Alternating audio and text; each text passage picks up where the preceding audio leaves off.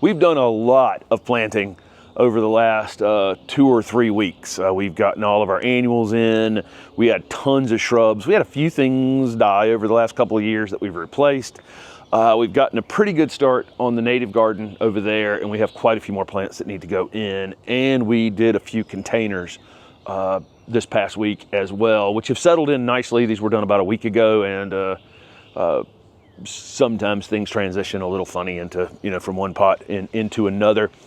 There are a few shrubs in here, but what we've done in the past is almost entirely shrubs and then a few annuals planted around them, maybe a couple perennials. And then we put the shrubs either into the vegetable garden in the wintertime, or we've had to baby them in some way to get them through the winter. We've done a few more tropical or semi-tropical things in these containers, and we can just decide whether we want to let them go at the end of the season or try to bring them in the house, and keep them through the winter time. That will be up to us, with a couple of things that could make it through a mild winter, possibly by abandoning them, but then hoping that they survive the winter. That's always a possibility as well. Most of the containers we have are from Michael Carr Designs. Most garden centers in the country have his stuff. If you go on his website, because I'm not going to get the question about where the containers come from.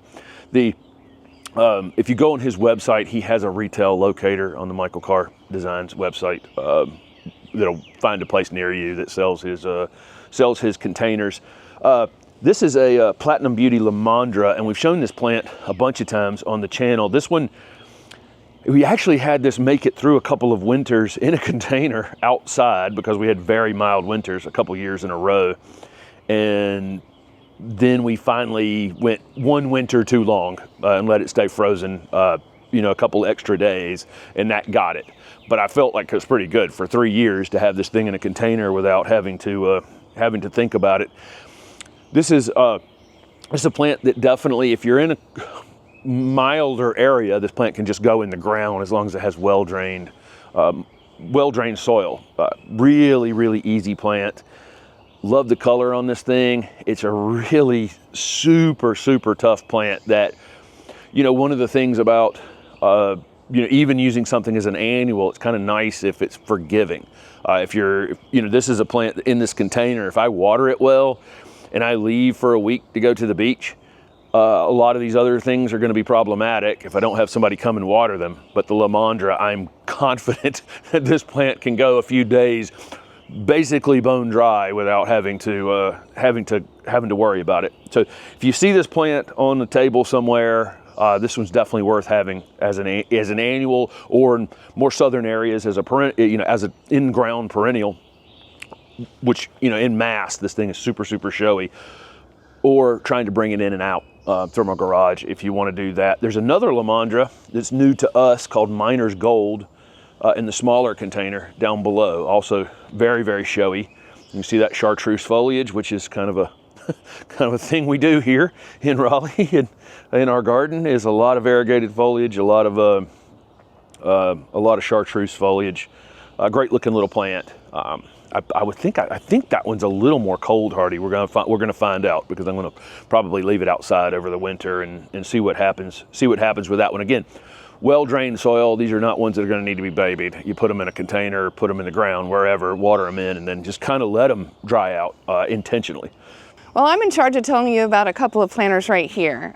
First, I'm going to start with this large planter. Its featured plant is Delta Fusion Crepe Myrtle. I guess you would say it is the thriller of it, and it is a thriller. It's got this gorgeous dark foliage. It'll have the pinkish magenta blooms that are so beautiful. A couple of caretaking things we're going to do. We need to clean it up a bit. It's got the world of oaks, catkins all over it, so we'll have to do a little culling of the catkins, so to speak. We're also going to do a little light pruning. The aim is to have the blooms pop out about this point, but it will grow before then, so we're going to take it back maybe 8-10 inches, clean it up some, and it'll fatten up as well. So it's going to be beautiful in this container. To offset this gorgeous foliage color, we chose silvers and some more purples and an accent of pink. There is dark purple opal basil. The opal basil right here, there's a couple of those we did from seed. So they are thrifty as well, which I absolutely adore. A pink polka dot plant just as a little accent. It's the only pink in the container.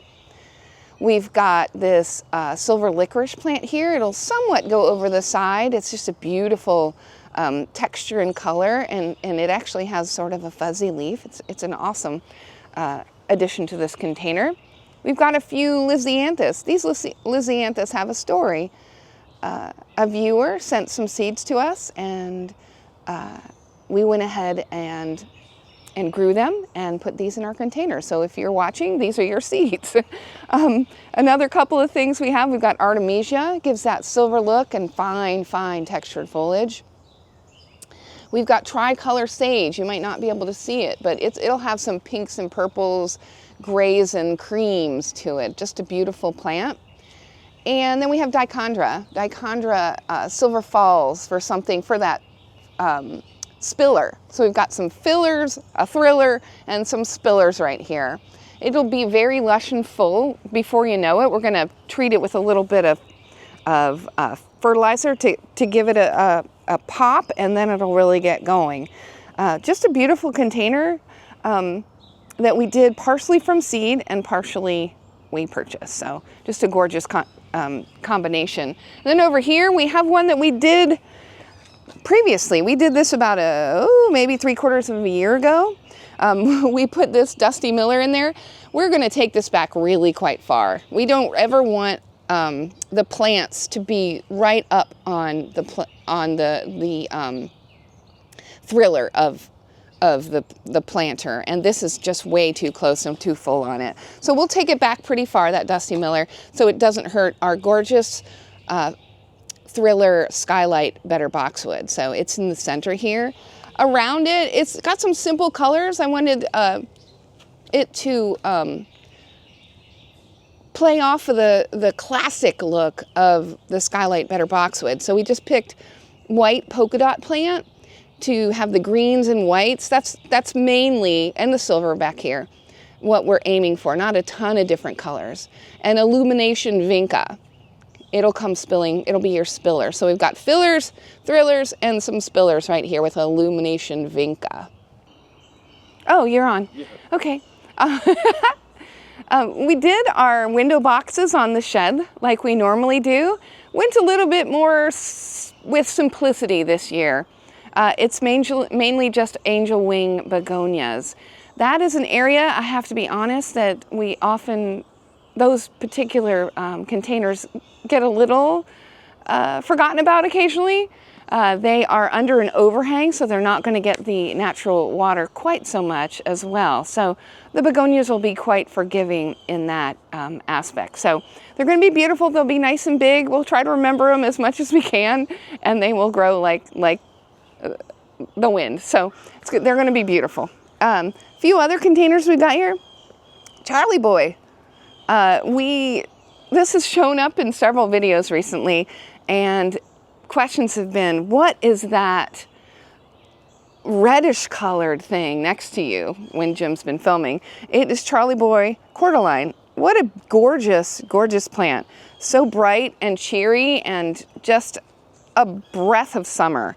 To go with it, we're going to have billowing out Sriracha Rose Kufia. Love Kufia for the pollinators to come, hummingbirds, butterflies. Kufia is great for that. And quite honestly, this year I don't have enough Kufia. Didn't plant enough Kufia, didn't see enough Kufia anywhere. So, and I tried to do it from seed. These are actually from seed. So we did have some success with it as well. Just a beautiful combination. And when these magenta-ish pink blooms come with that green foliage against this, it's going to be beautiful. We've got Dianella here in this planter. It's called Clarity Blue. It's a great silver green foliage. Just absolutely love it. We've had some success planting it in the ground. So maybe we will pick a protected area and try to overwinter it as well outside of the container. Planted with it some of the Silver Falls Dichondra to spill over. And then Zahara Double Raspberry Ripple. I think that's one of Jim's absolute favorite plants in the annual realm. So it's planted all around it, and it'll hopefully continue to bloom those gorgeous sunny blooms. Beautiful container. And then our third one is this Japanese maple, Makawa, and it is great form. It's a dwarf one. We got it, it's kind of small, so we've decided to just keep it in a container for now. Great form, great flowers, great foliage. Just a beautiful plant. Again, went with some simplicity. We've got just the red polka dot plants, and these are actually ones that we did from seed as well. Beautiful bright color to offset this gorgeous green. There's one other plant in the container, and it is Lismachia Midnight Sun. It'll have bright yellow blooms on it. I almost want to take that out. It came with it. Some of you who watch know that we put some of our container plants in the vegetable garden for safekeeping over the winter, and that went with it, and then it came back. So, and it's a gorgeous, gorgeous plant. I just had the idea that I wanted it all to be sort of the red and the green. So, but for now, it's a beautiful plant, and it's in there to spill over as well. So those are my 3 containers to tell you about. A couple of small containers back at the steps. All of these containers are going to find a home somewhere. We always bring them together in one spot. We have a cart that we can use to bring them to one spot and then plant them all out at the same time. Maybe move a few things around. Maybe you have an idea for something and then something doesn't match and you move it around somewhat. As you can tell, we try to save some money on doing some of these things from seed. And then there's some bigger pieces in them that would obviously cost a little more. Some people are going to want to protect some of these subtropical things through the winter time, and some people are going to just let them go and put something new or unique or something different in them next year. We kind of figure out about fighting that battle when it comes. It depends. Some years it's put them in the ground and see what happens, and then other years it's like, yeah, let's take them in and out, and and make sure we're keeping that year to year. All those decisions happen on a year-to-year basis. We have both the 2 aloes from the Southern Living Plant Collection, which we really love, in small containers. Typically, they'll be under an overhang on the back porch back here, or even on the back porch, because they don't really like a whole lot of water. It's really easy to rot the aloe over the course. If you're watering that aloe exactly the same as you're watering this crepe myrtle or this Japanese maple or whatever, you're going to overwater the aloe. The other thing with the aloe is those bloom heavily in the fall, but they need to get some cold on them in order to flower in the fall. So what we do is we leave them out here till the last possible minute. We don't want them in 25-degree weather for sure, but we also need to get 40-degree nights on them in order for them to flower. And then once they start to bud up to flower, we bring them in the house, and then they just come into absolute full flower. There's an angel wings senecio that we actually brought back from California on a trip out there, one that's in the Sunset plant collection. Really great plant. We've overwatered it a bit since we got home. That's a plant that just needs very, very little water. Senecios are most of them are very low water usage plants. It's one of the things with a few of these containers, we can put the Lomandra a little further out if we want to, and we can skip watering it occasionally.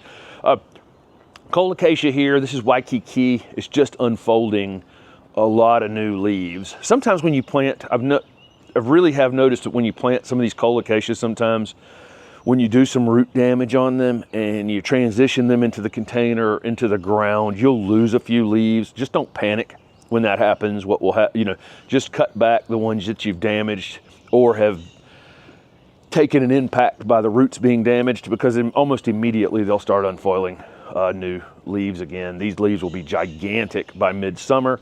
This one, it uncoils like this with the green and the yellow, and then you see that little pink spot right there? That'll slowly but surely spread down through the entire midrib of that leaf as that leaf matures.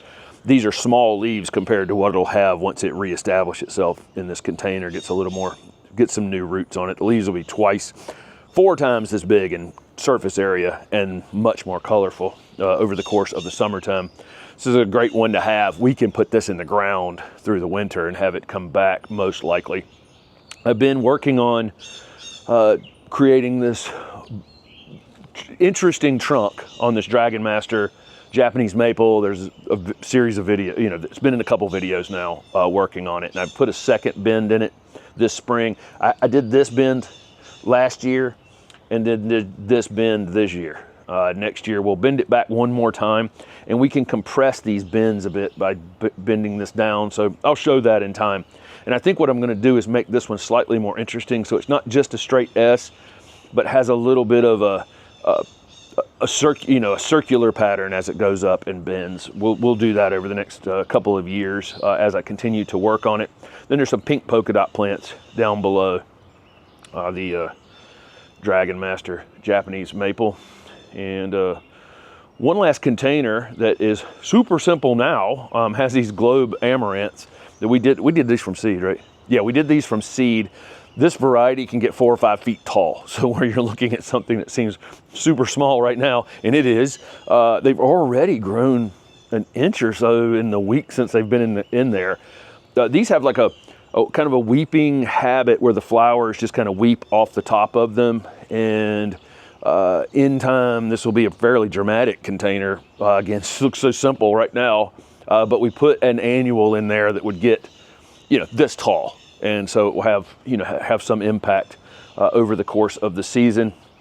I think that pretty much wraps up what we've done. We've got a couple containers with some mint in them. If you're growing mint, I would not recommend you ever put it in the ground in your garden. Make sure you contain it in some sort of container. So we have some containers like that where sometimes we're just housing something that would take over the garden otherwise. So that's it. We've got to get them distributed out into the landscape. A few of them will stay here around the patio, and if you're coming for the open garden, you'll get to see how these have performed in the containers over that time.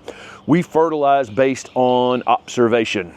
Okay, so if something's like that globe amaranth, I can see it's grown an inch since we put it in the ground.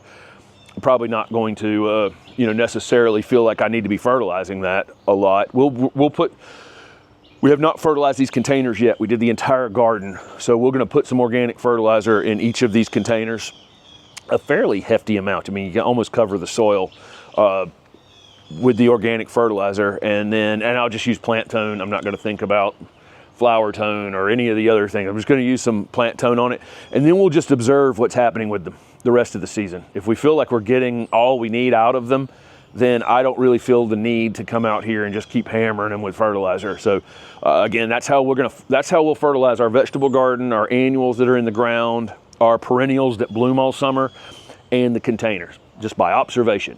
Seems like they're growing a little slow, I'll fertilize them again. Seems like they're off color, I'll fertilize them again.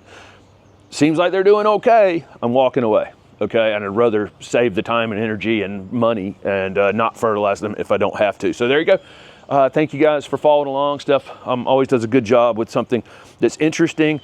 And again, we don't start, I'm not trying to cram $180 into one of these containers, you know, right off the bat. You know, we would like to start a lot of this from seed, and we do.